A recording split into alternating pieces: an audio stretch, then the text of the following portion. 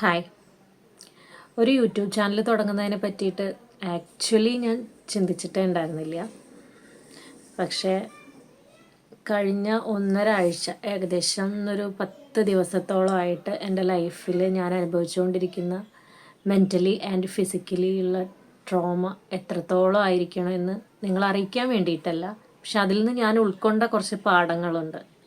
അത് നിങ്ങളുമായിട്ട് ഷെയർ ചെയ്യാൻ വേണ്ടിയിട്ട് എനിക്ക് തോന്നി അതിനുള്ളൊരു നല്ല വഴി എന്ന് പറയുന്നത് ഞാനൊരു ചാനൽ തുടങ്ങി അതിൽ കൂടെ നിങ്ങളെ അറിയിക്കുന്നതാണെന്ന്. ഞാൻ എൻ്റെ യൂട്യൂബ് ചാനലിൽ ഇന്നലെ ആദ്യമായിട്ടൊരു വീഡിയോ അപ്ലോഡ് ചെയ്തിട്ടുണ്ടായിരുന്നു. ഒരു ഷോർട്ട് വീഡിയോ ആയിരുന്നു. നിങ്ങൾ ഒരുപാട് പേര് കണ്ടു കാണുമെന്ന് വിചാരിക്കുന്നു. അപ്പോൾ വീഡിയോ പോസ്റ്റ് ചെയ്തതിൻ്റെ ശേഷം കുറേ പേരെന്നെ വിളിച്ചു, മെസ്സേജ് അയച്ചു. സന്തോഷം, വളരെ സന്തോഷം. അത്രയും പേര് നമ്മളെ കാര്യങ്ങളൊക്കെ വിളിച്ച് അന്വേഷിച്ചപ്പോൾ ശരിക്കും ഹാപ്പിയാണ് തോന്നിയത്.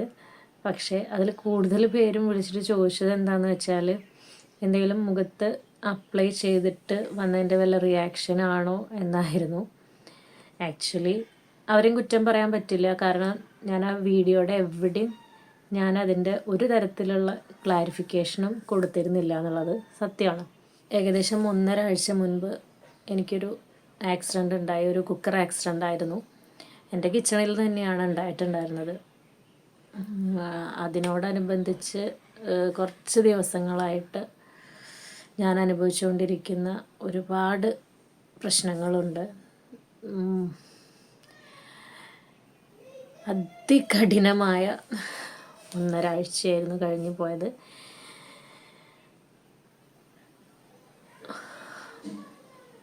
ഇപ്പോൾ നിങ്ങളടുത്ത് സംസാരിക്കാനുള്ള ഒരു സ്റ്റാമിന കൈവന്നെന്ന് തോന്നിയപ്പോഴാണ് ഞാൻ ഇതിൻ്റെ ഒരു ക്ലാരിഫിക്കേഷൻ വീഡിയോ ആയിട്ട് മുന്നോട്ട് വന്നത് പോലും.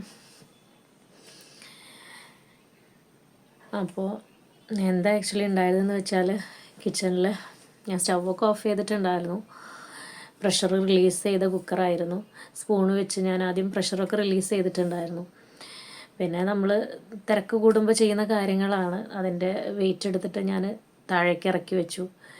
പിന്നെയും കുറച്ച് നേരം കഴിഞ്ഞിട്ടാണ് ഞാനത് വന്ന് ഓപ്പൺ ചെയ്യുന്നത്.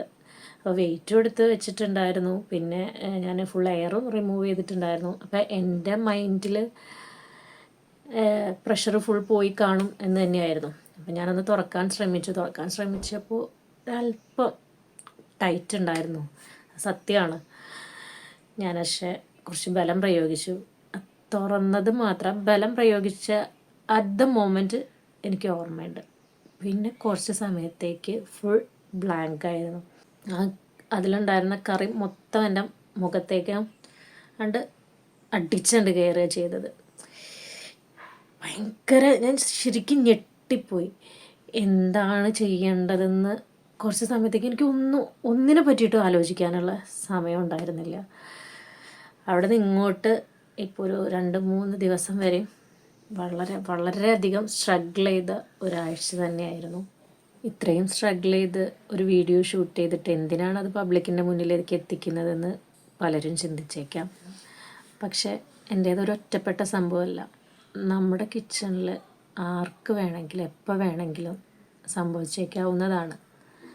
നമ്മുടെ പടിവാതിൽക്ക് വന്ന് നിൽക്കുന്നത് വരെ എല്ലാം നമുക്ക് വാർത്തകൾ തന്നെയാണ്. എനിക്കും അങ്ങനെ തന്നെയായിരുന്നു. അതുകൊണ്ടാണല്ലോ കുറച്ച് നേരത്തെ അശ്രദ്ധ എന്നെ ഇത്രയും വലിയ ഒരു പ്രശ്നത്തിൽ കൊണ്ടുപോയി എത്തിച്ചത്.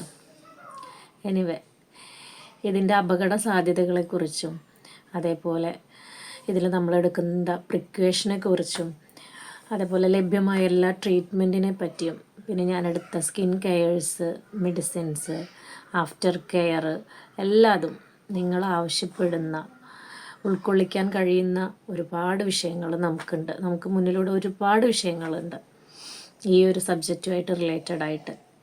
അപ്പോൾ അതിന് നിങ്ങളോടൊത്ത് സംസാരിക്കാൻ എനിക്കൊരു പ്ലാറ്റ്ഫോം വേണമെന്ന് തോന്നി.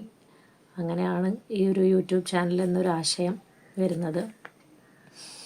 എത്രത്തോളം സക്സസ് ആവുമെന്ന് എനിക്കറിയില്ല. എന്തായാലും നിങ്ങളുടെ ഓരോരുത്തരുടെയും സപ്പോർട്ട് എനിക്ക് കൂടിയേ തീരൂ. എനിവേ, അടുത്തൊരു വീഡിയോ ആയിട്ട് കാണുന്നത് വരെ ബൈ ഫ്രം മിഥില.